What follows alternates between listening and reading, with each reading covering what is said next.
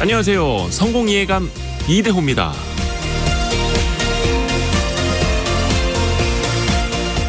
우리는 하루에도 셀 수 없이 많은 선택에 놓입니다. 내셔널 지오그래픽 연구 결과에 따르면 인간은 하루에 약 150번 정도 선택을 합니다. 미국 버지니아 공대 팜플린 경영대 연구팀에 따르면 미미한 선택까지 다 합할 경우에 하루에 약 3만 5천 번이나 선택을 한다고 합니다. 우리가 살아가는 매 순간순간이 선택이고 우리는 그 결과물일지도 모릅니다. 아일랜드 작가 로렌스 앤더슨은 이런 말을 했습니다. 우리는 우리 자신의 선택에 따른 결과물이다. 좋은 선택은 좋은 성격에서 나오고 몇 개의 좋은 선택이 좋은 모든 차이를 만들어낸다라고 말이죠. 또 우리의 삶의 질은 우리가 내리는 결정의 질에 약간의 운을 더한 것이라는 말도 있습니다. 오늘도 생각해 봅니다. 오늘 내리게 될 나의 선택 하나하나가 나 자신을 만들어간다. 일단 라디오 주파수는 잘 선택하셨습니다. 성공예감 이대호입니다. 지금 시작하죠.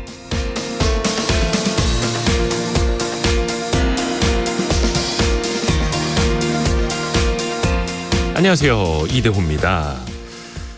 8월 24일 목요일 아침 성공예감 출발했습니다. 오늘의 경제상식 퀴즈와 함께 여러분의 문자 메시지 받아보겠습니다.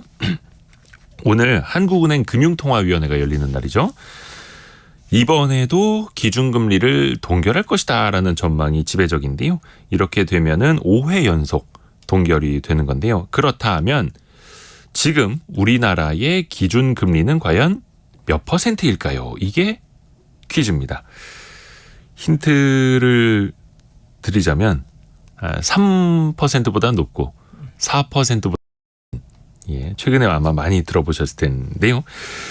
정답과 함께 여러분의 금리에 대한 생각 혹은 여러분이 적용받고 있는 각종 예적금 대출 여러 가지 금리에 대해서도 이야기를 많이 좀 나눠주시면 좋을 것 같습니다.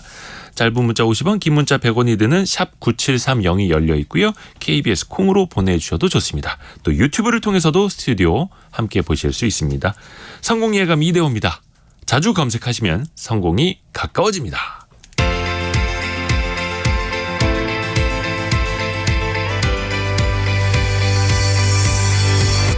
KBS 1라디오 성공예감 이대호입니다. 1826님이 가장 정확하게 가장 빨리 문자 메시지를 보내주셨습니다. 오늘의 경제뉴스 알고란의 고란 경제전문기자 머니투데이 방송의 염현석 기자 함께합니다. 안녕하세요. 네, 안녕하세요. 먼저 고란 기자가 준비한 소식은요. 약간 불법과 탈법 사이에 있는 그 무엇인데요. 네. 하나는 공익법인 얘기입니다. 그 골프 자녀 유학비에 공익재산을 펑펑 썼습니다. 무늬만 공익법인을 국세청에 적발했고요. 하나는 금감원 퇴직자가 재취업 많이 하는 곳이 어딘지 얘기를 나눠볼 텐데요. 재취업 할 수도 있지만 살짝 우려되는 부분이 있습니다. 또 하나는 우리 기업들의 사업 재편인데요. 한 개 사업에서 LG화학이 손을 뗍니다. 청주 오창 필름 공장을 판다라고 하고 있고요. 현대차는 결국 중국 시장에서 돈이 안 될 것 같으니 충칭 공장을 매각하기로 했습니다. 네. 염현석 기자가 준비한 소식은요? 네, 정부가 제공하는 여러 무상교육, 무상급식, 건강보험 등 복지 서비스를 현금으로 계산하면 과연 얼마나 될까요? 아하. 네, 정부가 관련 통계치를 발표했는데 한번 자세히 살펴보고요. 또 일본이 오늘 낮부터 후쿠시마 오염수 방류를 시작을 합니다. 한편으론 원전에 주목하는 나라도 늘고 있는데 이 중에 SMR, 그러니까 소형 모듈 원전에 대해서도 한번 알아보고자 합니다. 네, 잠시 후에 들어보겠고 먼저 고란 기자에게 마이크 갑니다. 공익법인 뭔가 좋은 일 하려고 만든 재단법인 이런 느낌이 나는데 근데 또 이거를 사적으로 악용하는 사람들이 많죠. 대표적으로 의료재단, 장학재단 같은 것들이 있죠. 네. 국세청이 올 상반기 113개 공익법인에 대해서 개별 검증을 실시했습니다. 77개의 법인의 법 위반 사례를 적발한 건데요. 여기에 출원재산 미보고, 전용계좌 사용의무 위반, 기부금 수입 누락 등 공시의무 위반한 24개 법인 적발했고요. 네. 국세청 관계자 말이 했는데 이게 궁금합니다. 일부 큰 기업과 관련된 공익법인이 적발 사례에 포함되어 있다. 대기업 관련돼 있다고 하는데 어딘지 저도 궁금합니다. 자, 하반기에는 공익법인에 대한 정밀 검증에 착수할 계획입니다. 이번 검증 대상은 39곳인데요.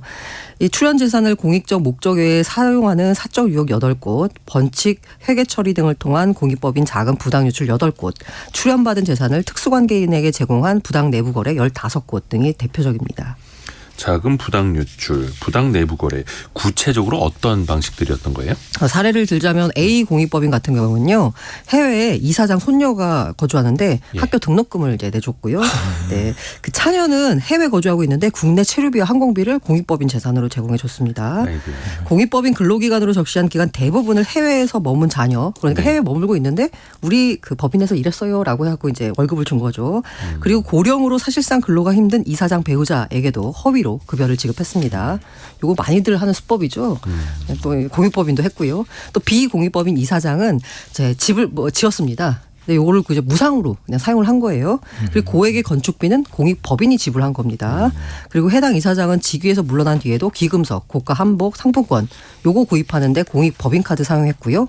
C 공익법인 이사장은 이 출연받은 체육시설을 자녀가 지분을 소유한 다른 법인에 시세보다 현저히 낮은 가격으로 임대를 해줬습니다.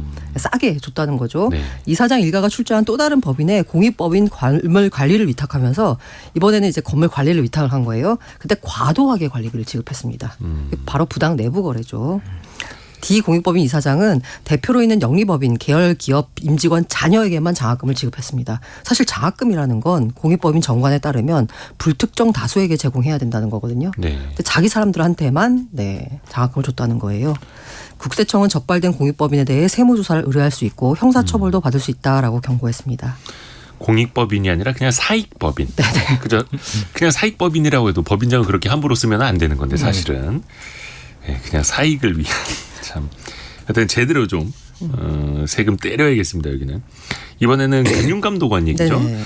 금융감독원 출신들 물론 여기도 이제 퇴직하고 어디론가 가기는 가야 되는데 네. 뭐 50대 때도 퇴직을 많이 하니까요.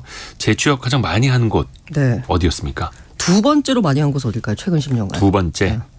저는 좀 알고는 있는데. 아, 네네. 그렇습니다. 광장입니다. 법무법인. 네. 그럼 첫 번째는 광장보다 더 큰 법인이 어디지? 아, 김앤장. 역시. 네. 국회 정무위 윤창현 국민의힘 의원이 이제 분석을 해봤더니요. 13년부터 올해 6월까지 최근 10년간 금감원 퇴직자 793명 가운데 207명이 재취업을 위해서 정부 공직자 윤리위원회 심사를 받았습니다. 이 중 이제 190명이 승인을 받았고요. 그 공직자윤리법에 따르면 4급 이상의 금감원 직원은 퇴직일로부터 3년간 금융회사에 취업할 수 없습니다. 네. 이 업무 관련성 때문에요. 그런데 퇴직 전 5년간 담당한 업무와 취업하려는 기관에서 맡는 업무 간 관련성이 없으면 뭐 사유가 인정되면 가능합니다.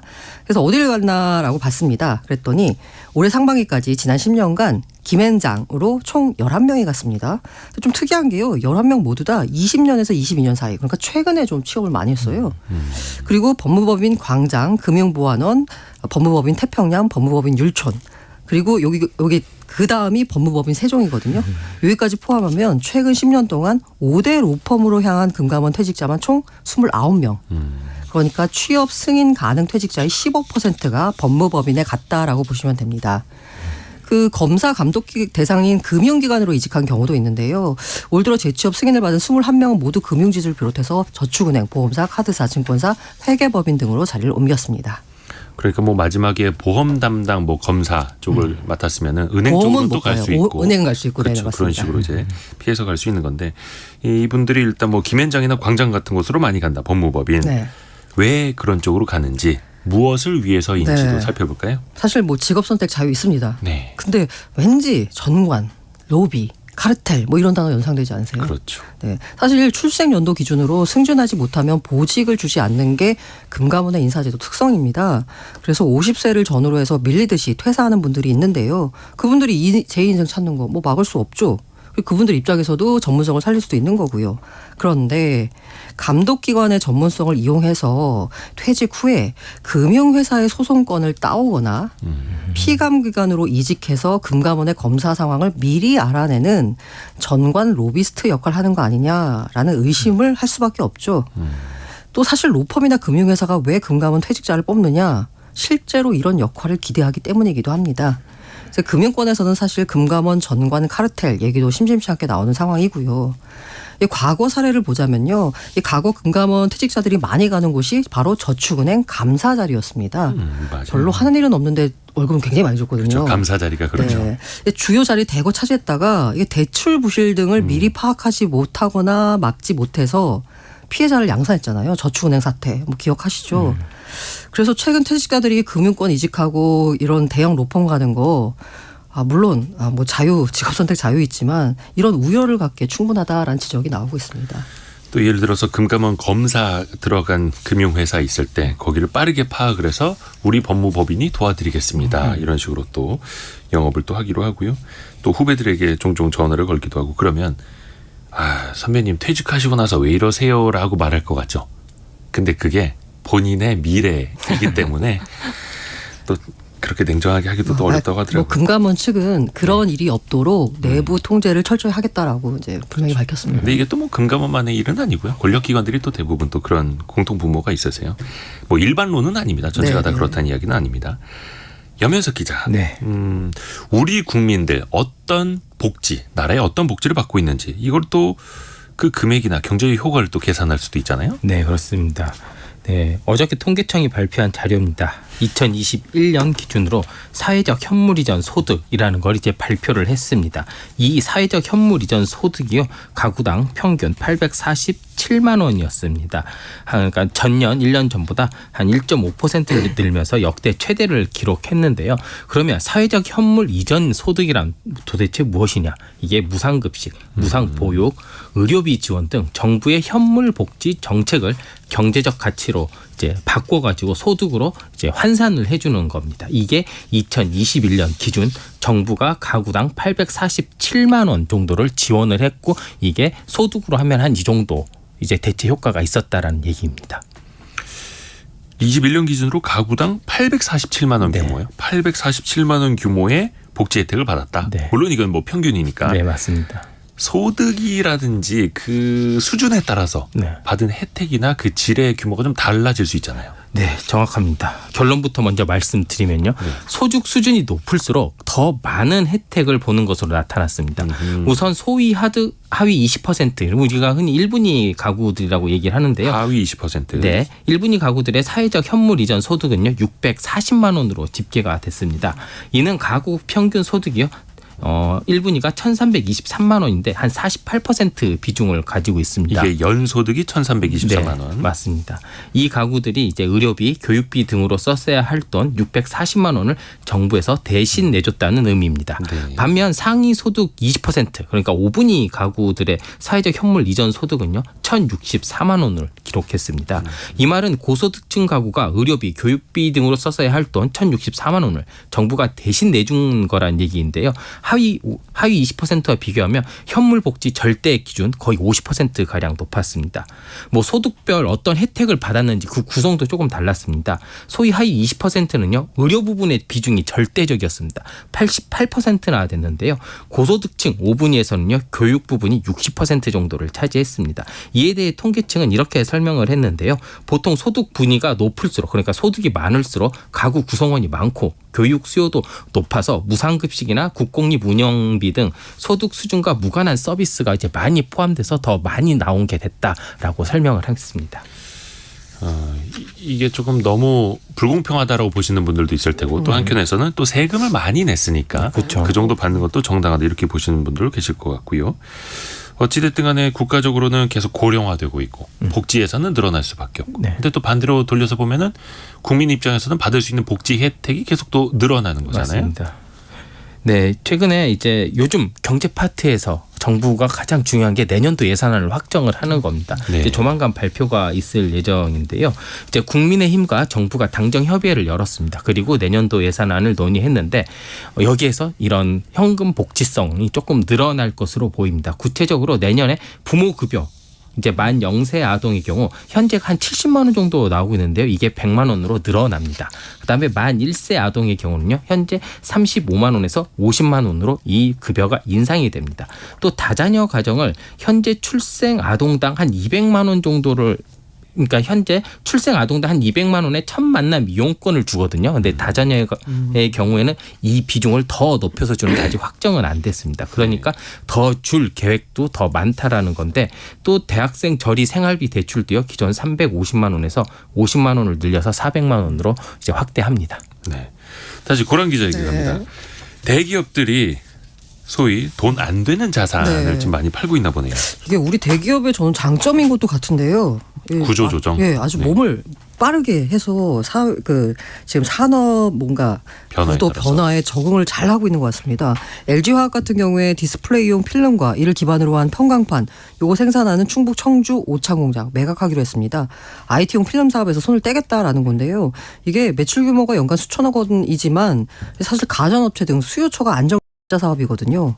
그런데 중국 기업이 생산량을 확대하면서 이 패널용 소재 산업에서 경쟁이 심해졌습니다. 그러니까 약간 이게 계륵 사업 같은 거니까 이걸 뭐 계속 유지를 하고 가면 연간 수천억 벌 수 있지만 사실 미래가 보이잖아요. 네. 그러다 보니까 여기 아예 손을 떼기로 했습니다. 그런데 이제 배터리에 들어가는 스페셜 필름, 요 고부가 가치 제품, 요건 계속 생산하기로 했습니다. 사실 요 IT용 필름 사업보다 더 약간 충격을 줬던 건 바로 LG화학이 앞서서 전남 여수공장, 충남 대산, 서산 대산공장 등 요걸 팔기로 하겠다라는 거였습니다. 여수공장 같은 경우에 NCC, 나프타 공장이거든요. 네. 사실 석유화학 기업하면 나프타 설비가 핵심이거든요. 기본이자 핵심이죠, 진짜. 근데 이걸 팔겠다라고 하니까 업계의 파장이 상당했었는데 업계에서는 LG화학이 추가로 저수익 사업 정리에 나설 것으로 전망하고 있습니다. 이렇게 돈이 안 되는 거는 빨리빨리 이제 팔아 나가는 거고 사업 구조를 이제 어떻게 재편하겠다는 건지 좀 구체적으로 들여다볼까요? 아까 나프타 공장 이제 팔겠다라는 얘기 했었잖아요. 네. 이 중추가 석유화학 부분입니다. 그죠, LG 화학에. 한때 돈 엄청 잘 벌었죠. 네. 그런데 여기가 석유화학 부분의 영업 손실이 3분기째 이어지고 있습니다. 사실 석유화학 부분이 연간 한 1조에서 2조씩 영업이익 벌었고요. 2021년 코로나19 때는 특수가 이루면서 4조 원 이상 이익을 안겨준 사업 부분이에요. 그런데 올 상반기에만 305억 원 적자를 기록했습니다.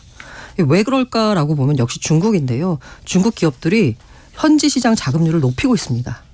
대표적인 제품이 폴리프로필렌인데 중국 내 자금률이 2015년엔 78%였거든요. 그런데 올해 기준으로는 90%까지 올라왔어요. 그러니까 자국 수요 대부분을 자체 충당하고 있습니다. 그런데 지난해 국내 석유화학 제품의 국가별 수출에서 중국이 차지하는 비중이 40%에 육박하거든요. 네. 그런데 중국이 이렇게 자금률을 높이면 결국 우리가 수출할 곳이 없어지는 거죠. 앞으로도 좀 더 뭐 유지하면 더 벌 수는 있겠는데 앞서 말씀드린 대로 이게 미래가 보인다는 거죠. 그러다 보니까 여기는 아예 접었고 대신 첨단 소재 부분 여기를 늘리자라는 겁니다. 실제로 보니까 첨단 소재 부분의 영업이익이 매년 개선되고 있습니다. 대표적으로 양극재 분리막, 요 배터리 소재 생산하는 부분이요. 2019년 영업이익을 보면 144억 원밖에 안 됐거든요. 근데 지난해에는 1조 원 가까운 이익을 거뒀습니다. 물론 올 상반기에는 조금 그 전기차 판매 증가세 둔화로 이익 증가세 주춤했지만 여기는 미래 성장성이 확보된 분야잖아요. 네. 그러니까 LG화학은 사업 구조 조정을 통해 재원을 마련합니다. 그래서 요 돈을 가지고 친환경, 배터리 소재, 글로벌 신약 3대 신성장 동력에 집중 투자하겠다라는 계획을 밝혔습니다. 그러니까 전통적으로 NCC, 나프타 분해 시설 같은 경우에는 그냥 사이클만 보는 게 아니라 미래 성장성까지 보고 내리는 판단이다 이렇게 해석할 수도 있겠네요. 자, 그런데 이렇게 대기업들이 열심히 구조조정하는 게 사업을 재편하는 게 LG화학만의 얘기는 아니고 다른 데들도 열심히 하고 있죠. 맞습니다. 롯데케미칼 같은 경우는 중국 화학기업과의 합작 공장인 롯데 삼강케미칼 지분 최근 전량 매각했고요. SKC는 지난해 필름 사업부를 팔았습니다. 이 돈으로 반도체, 배터리 소재 등 미래 사업 투자를 늘리고 있고요. GS 칼텍스도 올해 초 중국 텐진 윤활유 공장 지분 모두 정리했습니다. 현대차 같은 경우가 대표적인데요. 중국 시장 점유율 한때는 중국이 뭐 미래다 막 이런 얘기까지 있었는데 점유율 급락하면서 작년부터 가동을 중단한 곳이 충칭 공장입니다. 네. 이거 아예 어떡할까 하다가 그냥 아예 팔기로 했습니다. 충칭 공장에 자동차 소재 부품을 공급해온 현대제철, 현대캐피코 등 계열사도 잇따라 현지 공장 정리하는 분위기고요. 21년에 베이징 1공장을 팔았거든요. 그 이후에 이제 두 번째 매각인데 남은 공장 세 곳 가운데 창조 공장 여기도 매각을 준비하고 있다라고 합니다. 이게 무슨 얘기냐? 중국이 미래다라고 해서 중국에 공장을 많이 지었는데 놓고 봤더니 판매가 저조하거든요. 그렇죠. 결국 과잉된 생산 시설 정리하고 사업 구조 다시 짜겠다라는 겁니다. 그럼 어디에 집중을 하냐? 바로 인도입니다. 근데 최근에 제너럴 모터스 인도 공장 사들이면서요. 세계 3대 자동차 시장으로 떠오른 인도에 대한 투자를 확대하고 있습니다. 정의선 현대차그룹 회장도 직접 인도 현지 공장 찾아서요. 현지 중장기 전략을 점검하면서 현대차가 본격적으로 인도 시장을 챙기기에 나섰습니다. 우리의 이제 시장이 달라진다는 거죠. 중국은 자국 산업도 많이 올라와서 경쟁도 더 치열해지고 있고 또 근데 중국 경기 자체가 또 좋아지질 않고 있고 해서 인도나 다른 쪽으로 계속해서 넘어가고 있다라는 발빠른 뭐 대기업들의 체질 변화입니다. 체질 변화. 자, 염현석 기자. 네. 뭐 많이들 우려하시는데 오늘부터 시작되잖아요. 일본 후쿠시마의 네. 오염수 방류. 네. 당연히 수산물에 대해서도 걱정이 많을 수밖에 없고요. 네, 그렇습니다. 일본 정부와 도쿄전력이 후쿠시마 제1원자력 발전소 오염수 해양 방류를 이르면 오늘 오후 1시에 시작하는 방향으로 조율하고 있다고 교도통신이 보도를 했습니다. 네. 오염수 방류 얘기가 나온 올해 4월을 기점으로요. 우리나라의 일본 어패류 수입량이 계속해서 지금 감소 우세를 나타내고 있습니다. 관세청 무역 통계를 보면 올해 들어 증가세에 있던 일본 어패류 수입은 4월부터 바로 감소세로 전환이 됐는데요. 지난달 일본 어패류 수입량은 2,415톤으로 1년 전보다 4.6% 줄었습니다. 우리나라는 2011년 3월 후쿠시마 원전 사고가 발생하자 그해 9월 후쿠시마 등 주변 8개 현에 모든 어종의 수산물 수입을 금지한 바 있습니다.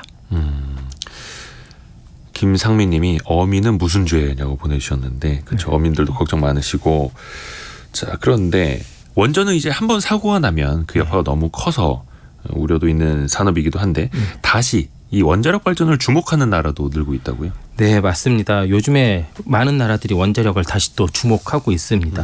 간단히 말씀드리면 뭐 미국, 영국, 일본, 스웨덴, 네덜란드, 체코, 폴란드, 사우디, UAE, 이집트, 터키 등 정말 많은 나라들이 원전에 관심을 보이고 있습니다. 뭐 기후위기 대응 차원에서 탄소를 줄여야 하는데 네. 탄소 배출 없이 대규모 전력을 안정적으로 공급하기 위해 원전에 관심을 보이는 겁니다. 그런데 또 후쿠시마 사태처럼 안전에 대한 물음표가 있다 보니 그렇죠. 이게 최근에는 용량이 1기가와트 넘는 이런 대형 원전보다는 300메가와트 이하의 소형 원전에 더 관심이 많습니다. 큰 원전보다는 작은 원전들을 짓는 방안으로. 근데 소형 원전 하면은 네. SMR이라고 해서 네, 네. 그 모듈 형식으로 원전을 짓는 거 많이 언급되잖아요. 네, 맞습니다. 소형 원전하고 SMR하고는 좀 어떻게 다른 거예요? 소형 원전은 말 그대로 용량이 작은 원전을 다 소형 원전이라고 그냥 합니다. 규모만 작으면. 네. 근데 영어로는 이걸 바꾸면 스몰 리액터 정도로 바꿀 수 있거든요. 네. 그럼 SR이잖아요. 네. SMR은 중간에 M이 있습니다. 이 M이 모듈이라는 뜻인데요. 모듈은 우리가 뭐 레고 블록 쌓듯이 이렇게 부품들을 만들어 놓고 원전을 이렇게 조립할 수 있는 형태의 원전을 SMR이라고 합니다. 네. 자, 그럼 SR과 SMR의 차이점은 뭐냐? SR, 그러니까 소형 원전은 우리가 지금 원전 짓는 것처럼 다 한꺼번에 지어야 되거든요. 네. 그러니까 부품화가 안 돼 있습니다. 근데 SMR은 부품별로 다 만들어 놓고 어디 가서 필요할 때 이렇게 블럭 쌓듯이 만들면 되고 수리 고장이 나면 요 블럭 빼서 교체하면 됩니다. 한마디로 이제 대형화양, 그다음에 이제 이런 대중화 이런 데 되게 이제 유리합니다. 이렇기 때문에 경제성 확보가 용이하기 때문에 최근에 SMR이 많이 언급이 된 겁니다. 그리고 용량 자체가 대형 원전의 10분의 1, 최대로 잡아도 한 4분의 1 정도거든요.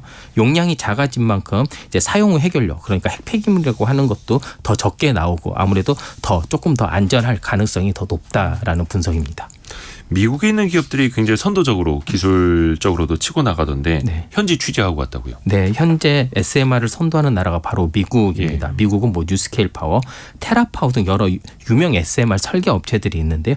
제가 취재했던 미국 SMR 기업과 전문가들 인터뷰 내용을 좀 종합해 보면 2030년 딱 되면 SMR이 본격적으로 사용화될 가능성이 매우 높다고 합니다. 그리고 많은 SMR 기업들이요, 전 세계에서 첫 번째로 SMR을 건설을 완료하고 실제로 전기를 공급하는 것을 두고 엄청나게 치열한 경쟁을 벌이고 있다고 합니다. 대략 미국 기업들이 2029년에 이렇게 첫 상용화를 목표로 하고 있고요. 일본과 유럽 등은 2030년을 목표로 하고 있습니다. 이것도 첫 상용화 네. 이런 타이틀이 중요한가 봐요. 기업들 네. 입장에서는. SMR 시장이 2035년 정도 되면 한 650조 정도 규모가 됩니다. 그러면 35년에. 네, 그러면 5년 사이에 650조라는 이런 대규모 시장이 생기는 건데요. 우리가 계약을 할 때 가장 필요한 게 계약서 작성하는 거잖아요. 계약서 쓸 때. 그러면 정말 이 성능이 얼마고 이거를 지을 때 돈이 얼마가 드는지 정확하게 알 필요가 있습니다.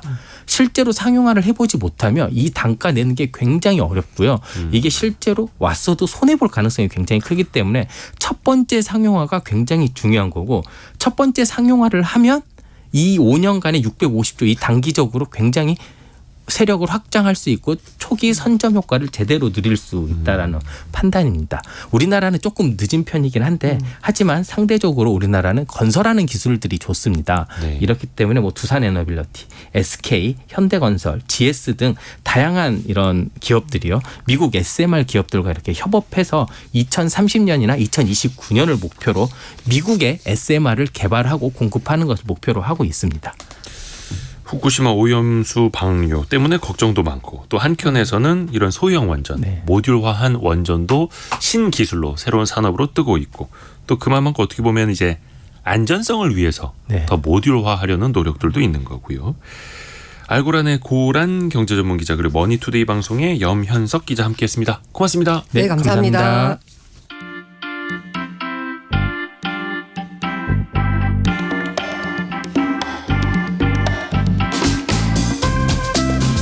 지금 여러분께서는 KBS 일라디오 성공예감 이대호입니다를 듣고 계십니다. 참여해주신 여러분께는 추첨을 통해 헬시 허그에서 한국인의 건강한 두피에서 찾아낸 두피 유래 유산균을, 판촉물 전문 그룹 기프코, 기프코에서 텀블러 세트를, 아름다운 식탁 창조 주비푸드에서 자연에서 갈아 만든 생와사비를, 쉽고 빠른 판촉물 제작 시너지 기프트에서 고속 충전 케이블을, 그리고 성공예감에서 준비한 커피 쿠폰을 보내드립니다. 당첨자는 성공예감 이대호입니다 홈페이지에서 확인하세요. 오늘 한국은행 금융통화위원회가 열리는데요. 기준금리 결정 소식 아직 안 나왔죠? 아마 한 15분쯤 뒤쯤 나올 수도 있을 것 같은데 오늘 경제상식 퀴즈가 우리나라의 기준금리가 얼마일지 이거입니다. 올해 1월에 한번 기준금리를 인상한 뒤에 계속해서 올해는 동결이 되고 있는데요. 이번에도 동결될 거라는 전망이 높습니다. 우리나라 기준금리는 현재 얼마일까요? 이게 경제상식 퀴즈인데 힌트를 또 드릴까요? 참고로 미국의 기준금리는 5.5%로 보시면 되고요. 미국하고 우리나라 기준금리 차이가 2%포인트 차이가 납니다. 5.5 빼기 2 다 드렸습니다, 여러분. 짧은 문자 50원, 긴 문자 100원이 드는 샵 9730 열려 있고요. 여러분이 보내주신 정답이나 사연 좀 읽어드려야겠다. 6640님, 오피스텔 대출금리가 6.3%입니다. 라고 눈물 표시 보내주셨고요. 송윤희님, 대출이자 때문에 정말 허리가 휘다못해서 개미허리가 될 것 같아요. 너무 힘들어서 언제까지 버틸 수 있을지 모르겠어요. 라고 보내주셨습니다. 오정진님, 4.5%를 대출로 쓰고 있다고 보내주셨네요. 그리고 아까도 많은 분들이 3731님, 저는 4.1% 대출 쓰고 있는데요. 매우 비쌉니다. 라고 보내주셨습니다. 근데 사실 요즘에 4%대 이자율이면은 상대적으로 양호하신 편입니다. 항상 상대적인 거니까요. 자, 기준금리는 그거보다는 좀 낮습니다. 자, 짧은 문자 50원, 긴 문자 100원이 되는 샵 9730이나 KBS 콩으로도 올려주시면 좋습니다. 오늘의 움직임에 주목하고 세상의 흐름을 놓치지 않습니다. 여러분의 내일을 응원하며 성공의 열쇠를 함께 찾아갑니다. 성공예감 이대호입니다.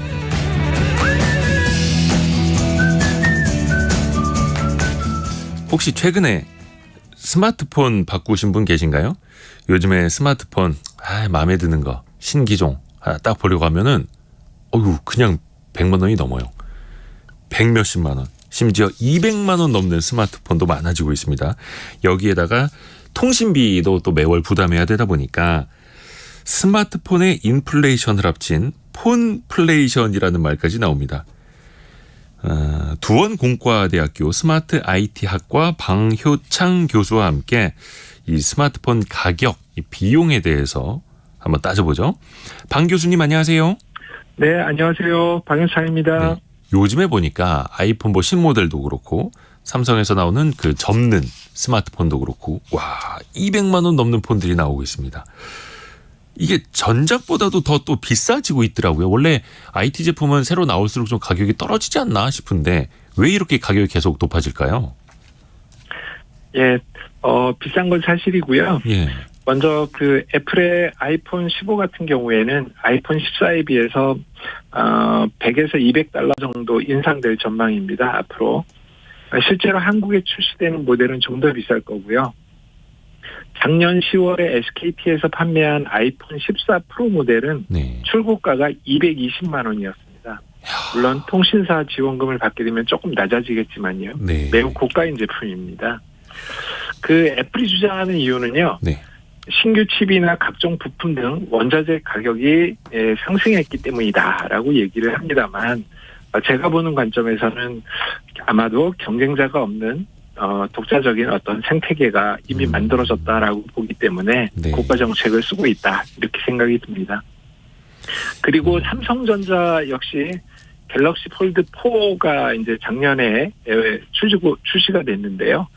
예, 출시 가격이 199만 8천 원이었어요. 네. 역시 갤럭시 폴드 이번에 나오는 5는 10만 원 가까이 인상될 예정입니다. 예, 마찬가지로 반도체를 비롯한 핵심 부품 가격이 올랐다는 이유입니다. 예.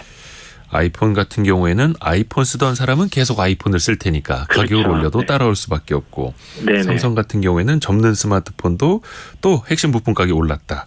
또 이렇게 또 네, 하고 그렇습니다. 있고 네. 그 예전에는 그래도 좀 중저가 폰 많이 볼 수 있었는데 선택의 폭이 좀 넓었죠. 근데 이제는 프리미엄 폰, 이른바 값비싼 전화기들이 훨씬 더 비중을 많이 차지하게 되는 건가요? 네, 그렇죠. 먼저 이제 그 현황을 좀 먼저 말씀을 좀 드리면요. 네. 세계 경제 불황이잖아요. 그러다 보니까 전체 스마트폰 시장은 위축이 되고 있는데 프리미엄 폰 시장 수요는 오히려 증가를 하고 있습니다.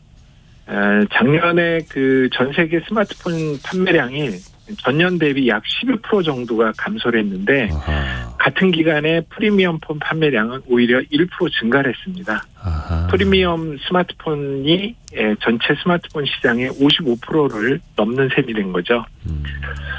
그런데 이제 삼성은 아직도 고가 모델 또 중저가 모델 모두 출시를 하고 있고요. 애플은 지난해부터 미니 시리즈를 단종하면서 고가 정책을 오히려 강화를 하고 있습니다. 그러니까 전체 판매량에서는 삼성에 밀리지만 수익성은 삼성을 훨씬 더 뛰어넘고 있는 셈이다. 이렇게 말씀드릴 수 있습니다. 세계 스마트폰 시장이 계속해서 좀 위축되고 있는데 그 중에서 수익을 내려면 기업들 입장에서 프리미엄 폰, 네. 이익이 더 높은 고가 폰을 더 많이 팔려고 하는 거고요. 예, 일명 이제 돈이 되는 폰만을 위주로 해서 만든다. 이렇게 보시면 되겠습니다. 근데 뭐 180만 원, 200만 원짜리 핸드폰을 사더라도 이거 얼마 안 지나면 금방 또 가격 뚝뚝 떨어지지 않습니까? 예, 그렇죠. 가격이 이제 조금만 지나면 바로 떨어지는데 이유는 이제 우리가 삼성과 애플의 대표적인 예를 들면 네. 거의 1년에 한 모델씩 출시를 합니다. 그럼 이제 새로운 모델을 내놓고 조금 있으면 경쟁사가 또 새로운 제품을 출시하니까 네. 그러면 상대적으로 매출이 떨어지겠죠. 그러면 또 가격을 낮추게 되는 셈이죠. 그러니까 결국은 이제 초기에 맨 처음에 나온 신규 휴대폰을 구매하는 사람이 이제 바가지를 쓰고 사는 셈이 된다. 이제 이렇게 말씀드릴 수가 있겠습니다. 그래서 이제 새로운 제품 출시가 되면 이전 모델은 재고가 쌓이게 되고 그러면 다시 이제 출고가를 인하를 하고 또 통신사의 지원금도 받고 뭐 이렇게 하면서 이제 낮은 가격으로 판매가 되는 이런 순환 구조를 갖는다라고 말씀드릴 수가 있겠습니다. 아, 그러니까 소비자 입장에서 보면 이거 신제품 나오자마자 사면은 속된 말로 이제 호구되는 거야. 한 반년 뒤에 사자, 1년 뒤에 사자, 또 이럴 수도 있고 그러다 보니까 점점 스마트폰 교체 주기도 길어지고 아까 교수님의 말씀하신 것처럼 스마트폰 시장도 위축이 되고 있고 또 기업 실적들도 좀 영향을 받고 있잖아요. 네, 그렇습니다. 경기 침체로 소비 심리가 위축이 되고 또 프리미엄 폰으로 인해서 스마트폰 평균 가격이 상승을 했고요. 네. 2022년 전 세계 스마트폰 평균 교체 주기를 보니까 과거 2년에서 3년 7개월로 역대 최고 수준으로 늘었습니다.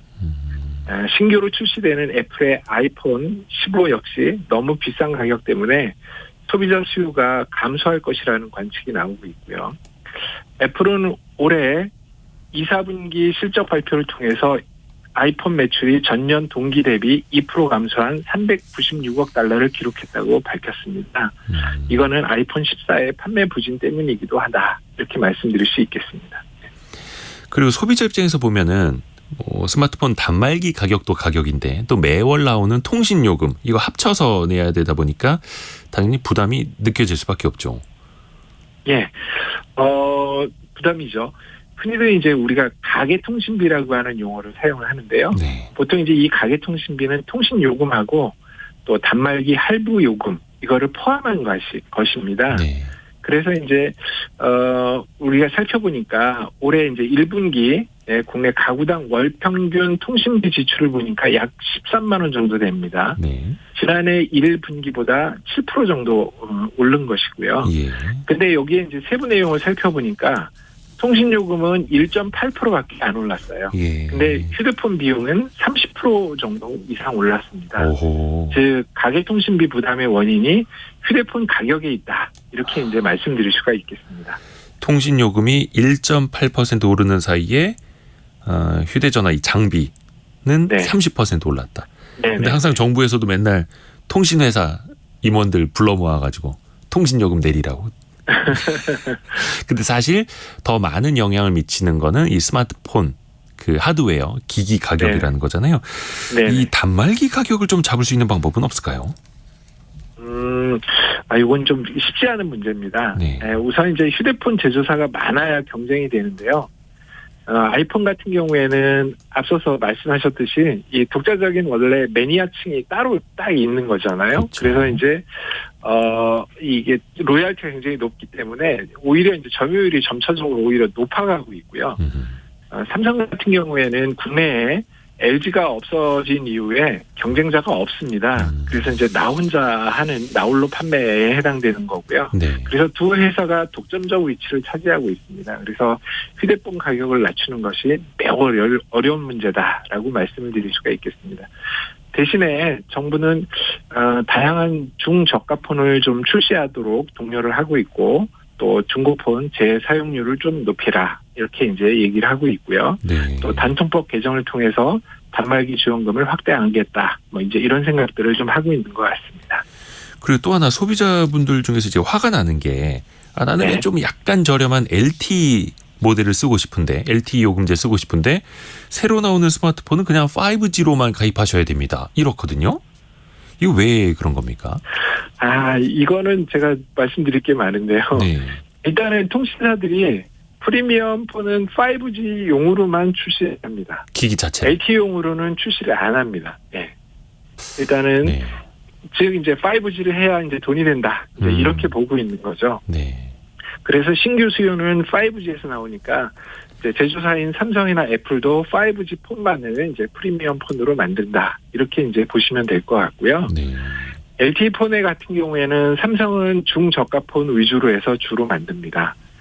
애플 같은 경우에는 이제 프리미엄 폰은 없고 주로 이제 중고폰 위주로 해서 판매를 하고 있습니다. 만약에 이제 그 5G 단말기로 LTE 요금제를 쓰려고 한다. 그러면은 현재는 자급제 폰만을 이용을 해야만이 가능하다. 이렇게 말씀드릴 수가 있겠고요. 네. 지난달에 정부가 이용자들이 단말기 종류와 상관없이 LTE하고 5G 요금제 중에 원하는 거를 선택할 수 있도록 하겠다. 이렇게 제도를 개선하겠다라고 밝힌 바 있거든요. 네. 근데 한 달이 넘었는데 아무 얘기가 없습니다. 일단은 자급제 폰을 그러니까 기기값만 주고 사서 내가 요금을 선택한다면 LTE 요금제도 가입은 가능한 방법이 있는 거고요. 그리고 또 정부에서도 그렇죠. 최근에 5G 요금 시작 구간을 4만 원대로 낮추거나 데이터를 2월에서 쓸 수 있는 방안도 지금 강구하고 있다고 하니까요. 또 들려오는 소식도 계속 체크를 해보겠습니다. 오늘 두원공과대 방효창 교수에게 도움 말씀 들어봤습니다. 고맙습니다. 네, 감사합니다. 네, 라디오 정보센터 다녀옵니다. 합동참모본부는 오늘 새벽 3시 50분쯤 북한이 남쪽 방향으로 북한 주장 우주 발사체를 발사했다고 밝혔습니다. 이번 발사는 지난 5월 31일 실패 이후 재발사입니다. 북한은 이번 발사도 실패했다고 공식 발표했습니다. 일본 도쿄전력이 후쿠시마 원전 오염수 해양 방류를 정부 방침에 기초해 오늘 오후 1시를 목표로 진행할 계획임을 확인했다고 현지 공영방송 NHK가 보도했습니다. 석 달 연속 내림세를 보였던 생산자 물가가 지난달 한 달 전보다 0.3% 올라 상승세로 돌아섰습니다. 한국은행은 최근 시외버스나 택시 요금이 오른 데다 여름 휴가철을 맞아 국제항공 여객 운임이 오르고 음식점, 숙박 서비스에 대한 수요가 증가한 영향이라고 분석했습니다. 지난 6월 말 무장 반란을 시도했던 러시아 용병 기업 바그너 그룹의 수장 프리고진이 비행기 사고로 사망했습니다. 러시아 항공당국은 프리고진이 러시아 서부에 추락한 비행기에 탑승했다며 그의 사망 사실을 확인했습니다. 지금까지 라디오 정보센터 조진주였습니다. 9599님이 5G 폰도 LTE 사용 가능합니다 라고 보내주셨는데 예, 그것도 맞습니다. 근데 다만 처음에 통신사에서 5G 폰으로 이제 신규 요금제를 가입을 할 때 LTE 요금제로는 열어주지 않는다라는 거. 그래서 자급제 폰을 내가 하드웨어만 따로 사서 따로 요금제를 선택을 해서 하면은 가입은 할 수 있다라는 방법이고요. 일상 속에서 우리 행동 하나하나를 경제와 접목해서 볼 수가 있습니다. 이걸 또 기업들이 잘 이용하기도 하고 우리가 잘 생각해 보면 또 똑똑한 소비자가 될 수 있는데요. 국민대학교 경영학과 주재우 교수와 함께 행동경제학을 쉽게 한번 풀어보는 시간입니다. 안녕하세요, 교수님. 예, 반갑습니다. 국민대 경영학과 주재우 교수님. 근데 얼마 전에 제가 들은 이야기 하나 있는데요. 네. 저희 작가님이 이야기를 해주시더라고요. 주재우 교수님이 선풍기를 예. 엄청나게 비싼 걸 사셨다. 네, 맞습니다. 아니 50만 원이 넘는 선풍기를 사셨다고. 그래서 저는 선풍기가 50만 원이 넘는 게 있어? 처음 알았어요. 예, 저도 사실 그렇게 비쌀 줄은 몰랐는데요. 네. 이제 선풍기를 사게 된 건데 네. 이 처음부터 이야기를 설명을 좀 해드리면 네. 처음에 제가 에어컨을 쐬면 머리가 좀 아파서 선풍기를 꼭 틀고 자고 싶은데 예. 선풍기도 너무 오래 쐬면 머리가 아픈 거예요. 근데 저만 그런 것 같지는 않고 네. 적지 않은 사람이 머리 아파해서 머리가 아프지 않은 선풍기를 사고 싶다. 네. 라는 생각으로 이제 선풍기를 찾아다녔습니다. 예.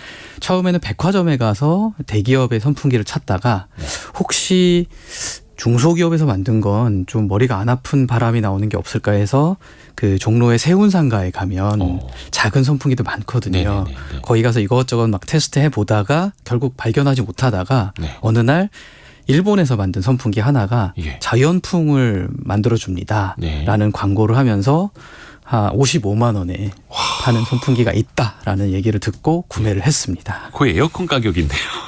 예, 제가 그 구매를 했을 때 네. 제 친구들이나 동료들한테 이제 자랑 겸 설명을 했더니 저는 55만 원을 주고 사더라도 머리만 안 아프면 괜찮은 거 아닐까? 이렇게 저는 기대를 하는 거죠. 소비자로서. 예, 예측을 하는 건데 저를 제외한 거의 모든 사람들은 저보고 요즘은 에어컨도 그렇게 비싸지 않은데 너무 잘못 산 거 아니냐, 사기당한 거 아니냐. 경제학과 교수님이 했습니다. 네. 그러면 일단 소비자로서는 네. 자연풍이라는 게 꼭 필요했던 거잖아요. 그렇죠. 거기에 딱 하나의 필요성을 느끼신 거고. 그렇죠. 이제 소비자로서 어떤 제품을 살 때 특별하게 하나의 요소, 네. 나는 이게 꼭 필요해라고 하는 그걸 가지고 제품을 사는 경우들이 되게 많습니다. 뭐 꼭 소비자만 그런 것도 아니고 일반인들은 다 그런데요. 특히 그게 예측을 할 때 특정한 요인에 그렇게 과하게 집중해서 생각하는 경향들이 있고 네. 이걸 이제 심리학자들은 초점주의라는 이름을 붙여서 연구를 하고 있습니다. 초점주의. 예, 영어로 하면 포컬리즘이라고 하는데요. 포커스의 형용사고 뒤에다 이즘을 붙여서 초점주의라고 하고 이 초점주의라고 하는 건 미래에 내가 어떤 경험을 할지 예측을 할 때 특정한 원인에 굉장히 과하게 집중해서 초점을 맞춰서 예측을 잘못한다라는 개념을 가지고 있습니다. 아, 그러니까 속된 말로 하자면 어디 하나에 꽂힌다. 그렇죠. 아, 어디 하나에 꽂혀버려서 네. 다른 거는 잘 고려하지 않고 네. 하나의 요인만 보고 그냥 직진해버리고 나 저거 정말 필요해. 네, 그렇죠. 이렇게 되는 거예요. 예. 이게 연구 결과까지도 나온 거고. 그렇죠. 연구 결과에 따르면 어떤 거에 주로 이렇게 꽂힌다고 하냐면 예. 원래는 안 했으나 이 생각해 보니까 그걸 할 것 같은 약간 변화된 것. 원래는 안 했을 수 있는데. 예, 원래는 없던 건데 새로 생긴 것. 그러니까 지금 자연풍 네. 이런 것 좀 그런 데 꽂힌다거나 또는 돈을 얻을 것 같은 것보다는 돈을 잃을 것 같은 것. 손해 같은 데 꽂힌다거나 이런 몇 가지 요인에 좀 꽂혀서 미래 예측을 굉장히 작게 한다라는 걸 저희들이 보통 초점주의 연구를 한다라고 설명하고 있습니다. 2095님이 저도 에어컨을 쐬면 두통이 있다고 저랑 같은 사람이 있네요 라고 내셨고요. 네. 박미영님은 정말로 머리가 안 아프신가요? 근데 사실 저희가 이거는 선풍기의 기능이나 그걸 이야기하는 게 아니고 네. 사람들이 왜 그런 소비를 하는지 네, 그렇죠. 초점주의가 뭔지 하나에 꽂혔을 때 어떤 판단을 내리게 되는지 이걸 어떻게 우리가 잘 활용해야 되는지를 배우는 시간이니까요. 그러면 우리 주변에서 또 볼 수 있는 초점주의 사례 또 어떤 게 있을까요? 이 초점주의라고 하는 연구는 1980년대 후반부터 연구 네. 굉장히 많이 진행했고 네. 이제는 거의 모든 인간이 다 겪고 있다. 예. 그러니까 저만 비합리적인 게 아니고 모두 비합리적이다라는 게 사실 결론인데요. 특히 초점주의가 가지고 있는 가장 큰 그 핵심은 뭐냐면 내가 나중에 미래에 이렇게 불행해질 거야 라는 걸 예측을 할 때 그 불행의 원인을 굉장히 작은 것에서 찾고 네. 그 원인이 변하지 않고 오랫동안 지속될 거야. 그래서 불행의 강도와 지속 기간을 굉장히 강하고 오래 갈 거야 라고 잘못 생각한다는 겁니다. 아, 나의 이 어려움, 나의 이 고통이 계속될 것 같아. 계속될 것 같다라고 잘못 생각하는 건데요. 예를 들면 예. 병에 딱 걸렸다. 그러면 지금부터 나는 병원에 입원을 하거나 통원 치료를 해야 돼라는 거에 딱 꽂히면 계속 통원 치료하거나 입원을 해야 될 것 같은데 그 머릿속 계속 맴돌죠. 그렇죠. 그 나쁜 하나가 아주 오랫동안 계속 있을 것 같은데 사실 알고 보면 병에 걸리더라도 나 친구들은 계속 있고 내가 할 수 있는 취미들은 계속 있기 때문에 사람은 그 불행한 감정에서 금방 빠져나와서 정상으로 돌아오거든요. 그렇죠. 또 병원 갔다가 집에 가서 밥 먹을 거고. 그렇죠. 그리고 텔레비전도 보고 네. 라디오도 듣고 하면서 즐거운 생활을 할 텐데 그게 고려가 잘 안 되기 때문에 불행이 너무 오래가고 강하다라고 잘못 생각할 수 있습니다. 요게 불행만 그런 게 아니라 행복도 마찬가지예요. 예. 뭐 예를 들면 복권에 당첨됐다. 그럼 막 네네네. 평생 행복할 것 같은데 사실 알고 보면 당첨이 될 때 미국 사람들이 제일 처음 해야 되는 게 뭐냐면 자기 아이디를 없애서 모르는 사람이 되거나 보디가드를 세팅을 해야 되거든요. 왜냐하면 예. 돈을 훔쳐가려는 사람도 있지만 득실되겠죠. 동시에 그렇게 돈이 많이 생겼으니까 우리한테 기부를 조금만 해주세요라고 하는 단체가 너무 많은 거예요. 그걸 다 핸들을 하고 관리할 수 없으니까 개인이 잠깐 행복하고 일상으로 돌아오는 걸 예측을 못한 상태로 그냥 돈이 잠깐 많아지면 너무 행복하겠지라고 행복도 너무 오래가고 강할 거라고 잘못 예측을 한다는 겁니다. 그래서 불행과 행복이 그렇게 생각보다 강하지 않고 쭉 오래가지 않는다. 라는 연구 결과가 있어서 이 부분을 저희들이 심리적인 면역을 무시한다라고 이야기를 하기도 합니다. 근데 일단 사람은 하나에 꽂히면 그게 불행이든 행복이든 기대감이든 제품의 기능이든 네. 하나로 직진해버린다. 예측을 할 때 특히 예측을 그런 할 때 거죠. 특히. 그러니까 저 같은 경우에도 저는 스마트폰 바꿀 때 이제 카메라 성능을 많이 보는 편인데 그래서 딴 것보다 카메라 기능이 좋아야 돼. 저걸 사야겠어. 약간 이렇게. 이것도 초점주의일 수도 있죠. 그렇죠. 정확하게 초점주의가 맞습니다. 그러면 기업들도 그래서 뭔가 홍보를 할 때 딱 기능 하나를 계속 부각시키는 거잖아요. 네, 그렇죠. 이거를 사업이나 마케팅에 활용하는 방법도 좀 알려주세요. 조금 전에 한국은행에서 기준금리를 동결했다고 합니다. 한국은행이 기준금리를 연 3.5%로 올해 들어서 5번 연속해서 동결이 됐네요.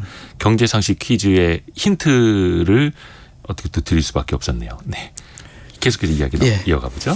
기업들은 이런 초점주의를 잘 활용하게 되는 게 메시지를 굉장히 뾰족하게 만들 수 있기 때문입니다. 네. 우리가 잘하는 건 이거고 이걸 소비자들이 구매하거나 받아들이면 되게 좋아할 거야 라고 네. 아주 정확하게 설명할 수 있기 때문에 기업들은 이걸 잘 활용하게 되는데 마케팅은 잘 이해하고 있지만 공학을 하시는 분들은 제품이나 서비스를 모두 다 잘 만들고 싶어 하세요. 사실 그럴 필요가 없거든요. 네, 네, 네. 소비자들은 아까 편집장님 얘기하신 것처럼 카메라만 좋으면 된다. 네. 이런 생각을 갖고 있기 때문에. 아, 그래서 기업들은 그걸 정확하게 잘 이해하고 이용하면 제품이나 서비스를 판매하는 데 도움받을 수 있습니다. 이거 자영업 하시는 분들 입장에서도 그런 식으로 활용할 수 있겠네요. 그렇죠. 메시지를 아주 정확하고 뾰족하게 만들어서 그것만 강조하면 소비자들은 가장 큰 기대를 하게 되죠. 메시지를 뾰족하게 네. 그것만 제대로 전달해주는. 네. 반대로 이거를 소비자 입장이나 좀 역으로 초점주의로 활용할 수 있는 방안도 있을까요? 기업들은 대부분 이렇게 뾰족한 메시지를 만들어서 소비자들의 잘못된 예측을 이용하려고 하는데 아, 네. 소비자들은 그거 빠지면 안 되는데. 계속 빠지고 있는 상태거든요. 그렇죠. 그런데 이 소비자들이 여기서 극복할 수 있는 거의 유일한 연구 결과 겸 방법이 있습니다. 어떻게요? 그러니까 원래는 많은 걸 고려해야 되는데 하나만 고려한 거였잖아요. 예측할 네, 때. 네. 그러지 않는 사람들이 누구냐면 지혜로운 사람들입니다. 그래서 심리학 연구에서 위즈덤이라고 하는 지혜를 연구하는 연구자들은 네. 어떤 감정이나 정서를 만들 때 다양한 요소가 고려될 수 있다를 아는 사람들이 지혜로운 사람이다 그렇죠. 라고 정의를 내리고 있고 보통 네. 그분들이 할아버지나 할머니들이시죠. 아, 경험을 많이 해보시니까 그게 그렇게 오래가지 않고 여러 가지 고려해야 돼. 세상은 단순하지 않아. 이런 결론을 내시거든요. 지혜가 되게 중요한 결론이 됩니다. 그렇죠. 근데 지혜는 경험에서 또 나오는 거고 그렇죠. 55만 원짜리 선풍기를 사봐야 초점주의에 대해서 이 행동 경제학을 더 살갑게 네. 더 재미있게 설명해 주실 수도 있는 거고요. 오늘 국민대 경영학과 주재호 교수와 함께 행동 경제학 재미있게 들어봤습니다. 고맙습니다. 네, 감사합니다. 좀 전에 한 번 더 말씀을 드렸었는데 한국은행이 기준금리를 연 3.5%로 이번에도 동결했다라는 소식 한 번 더 강조를 해드리겠고요. 저희 2부에서는 리더 이야기를 해보겠습니다. 리더의 태도에 따라서 회사나 이 자영업, 식당, 여러분의 사업, 가정도 달라질 수 있죠. 가장도 리더고 자영업자 사장님들도 리더고 누구나 들어봄직한 이야기가 될 것 같습니다. 잠시 뉴스 듣고 10시 5분에 다시 돌아오겠습니다.